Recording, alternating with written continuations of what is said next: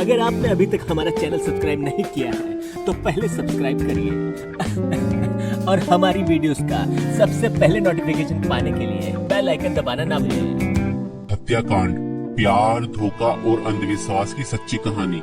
मेरठ उत्तर प्रदेश में 2025 में हुआ एक ऐसा हत्याकांड जिसने पूरे भारत को हिला कर रख दिया।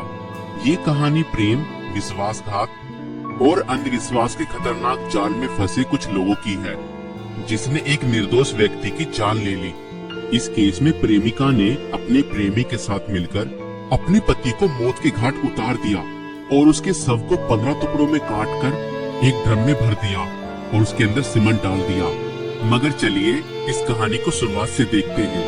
2016 में मेरठ निवासी सौरभ राजपूत की मुलाकात मुस्कान रस्तोगी से हुई। दोनों के बीच प्रेम हुआ और कुछ सालों बाद उन्होंने शादी कर ली। लेकिन यह शादी सौरभ के परिवार को पसंद नहीं आई, क्योंकि मुस्कान एक अलग जाति से थी। इसके बावजूद दोनों ने अपने रिश्ते को मजबूत बनाए रखा। सौरभ मर्चेंट नेवी में जॉब करते थे और लंदन में पोस्टेड थे। शादी के कुछ समय बाद सौरभ लंदन चले गए, जबकि मुस्कान अपनी बेटी के साथ मेरठ में रहने लगी। इस दौरान उनकी जिंदगी में एक तीसरा व्यक्ति साहिल शुक्ला आया, जो मुस्कान को पहले से ही जानता था। सौरभ के लंदन में रहने के कारण मुस्कान की नजदीकियां साहिल से बढ़ने लगी। साहिल, जो पहले से ही मुस्कान को पसंद करता था, अब खुलकर उसके साथ वक्त बिताने लगा। मुस्कान ने उसे यह यकीन दिला दिया कि वह अपने पति के साथ खुश नहीं है और वह साहिल से सच्चा प्यार करती है। साहिल शुक्ला अंधविश्वासी प्रवृत्ति का था और आत्माओं, तंत्र मंत्र जैसी चीजों में विश्वास करता था।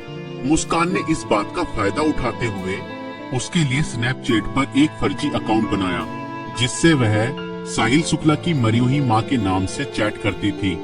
इस फर्जी अकाउंट से वह साहिल को यकीन दिलाने लगी कि उसकी मां की आत्मा मुस्कान को पसंद करती है और चाहती है कि वे दोनों साथ रहें। धीरे धीरे साहिल पूरी तरह से मुस्कान की बातों में फंस गया। मुस्कान ने उसे यह विश्वास दिलाया कि अगर वह उसके पति सौरभ को रास्ते से हटा दे तो वो दोनों एक साथ रह सकते हैं। साहिल अब पूरी तरह से मुस्कान के इशारों पर नाचने लगा था। मुस्कान और साहिल ने मिलकर सौरभ को मारने की साजिश रची। 4 मार्च 2025 को जब सौरभ लंदन से मेरठ अपनी पत्नी और बेटी से मिलने आया, तब मुस्कान ने सौरभ की फेवरेट सब्जी कोफ्तों में बेहोशी की दवाई मिलाकर खिला दी।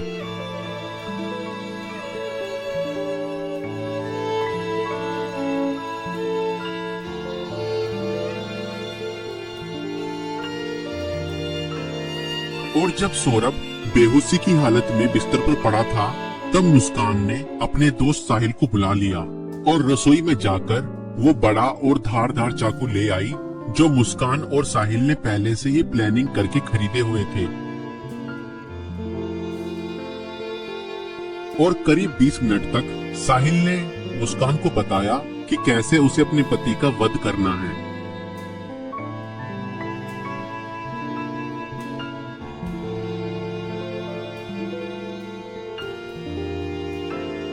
और फिर उसके बाद मुस्कान और साहिल ने सोते हुए सौरभ पर हमला किया और उसके हृदय पर 3 बार वार किए।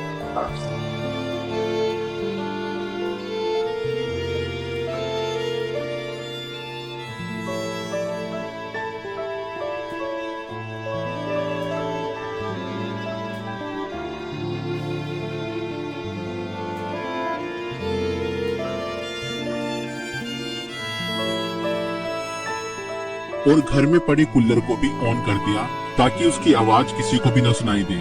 जब उन्होंने सौरभ को खत्म कर दिया, उसके बाद वह उसकी बॉडी को बाथरूम में ले गए।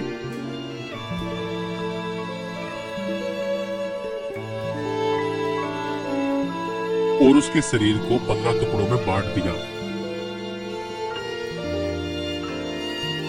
सौरभ को खत्म करने के बाद उन्हें इस बात की चिंता हुई कि अगर सब बरामद हो गया तो पुलिस उन तक जरूर पहुंच जाएगी। इसलिए उन्होंने सबको ठिकाने लगाने की योजना बनाई और मुस्कान बाजार जाकर एक प्लास्टिक का ड्रम खरीद लाई। और मुस्कान और साहिल ने सौरभ के शव के टुकड़ों को उस प्लास्टिक ड्रम में डाल दिया और ऊपर से सीमेंट भी डाल दिया ताकि उसकी बॉडी की स्मेल बाहर ना जाए। और उसके बाद उन्होंने उस ड्रम को घर के एक कोने में रख दिया। इसके बाद मुस्कान और साहिल ने सौरभ के मोबाइल फोन से उसके सोशल मीडिया अकाउंट को एक्टिव रखा। उन्होंने सौरभ के अकाउंट से हिमाचल प्रदेश की शिमला की तस्वीरें और स्टोरीज पोस्ट की ताकि लोगों को लगे कि वह घूमने गया है। उन्होंने उसकी फैमिली और दोस्तों को यह यकीन दिलाने की कोशिश की कि सौरभ जिंदा है और बाहर यात्रा कर रहा है।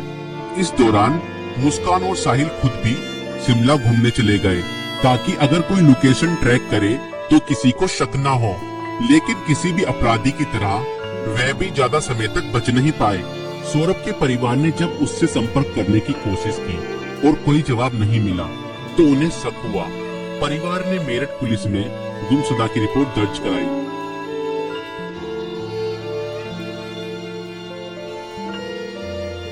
और इसी बीच मुस्कान ने अपने माता पिता को बताया कि शायद सौरभ का मर्डर हुआ है और उसके घर वालों ने ही उसका मर्डर किया है।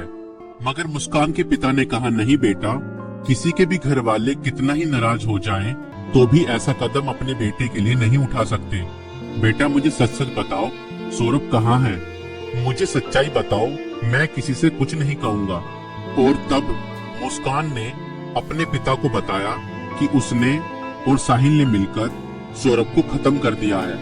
और इतना सुनते ही मुस्कान के पिता ने पुलिस को सारी खबर बता दी।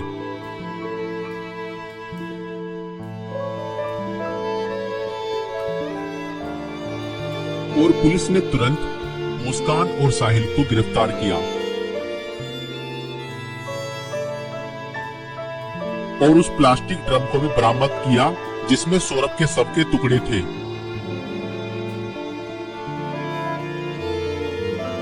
उस प्लास्टिक ड्रम को काटा गया और सौरभ के शरीर के टुकड़ों को बरामद किया गया।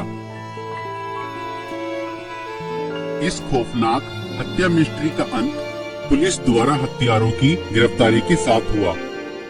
पुलिस ने मुस्कान और साहिल को गिरफ्तार कर लिया।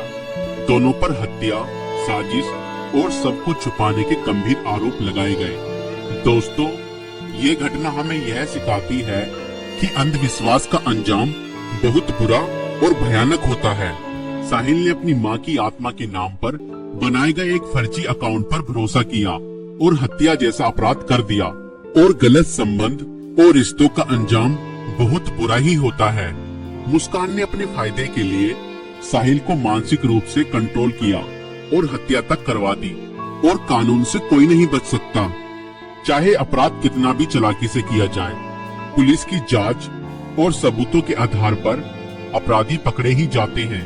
इसलिए रिश्ते सोच समझकर बनाएं और जीवन साथी चुनने से पहले सामने वाला मानसिक रूप से कैसा व्यक्ति है यह जानने की कोशिश करें। साथी चुनते समय सूरत पर नहीं, सीरत पर ध्यान दें। इस वीडियो को बनाने का उद्देश्य संसार में बढ़ रही बुराइयों से अवगत कराना है। दोस्तों, आपकी इस वीडियो को लेकर क्या राय है हमें कमेंट्स में जरूर बताएं।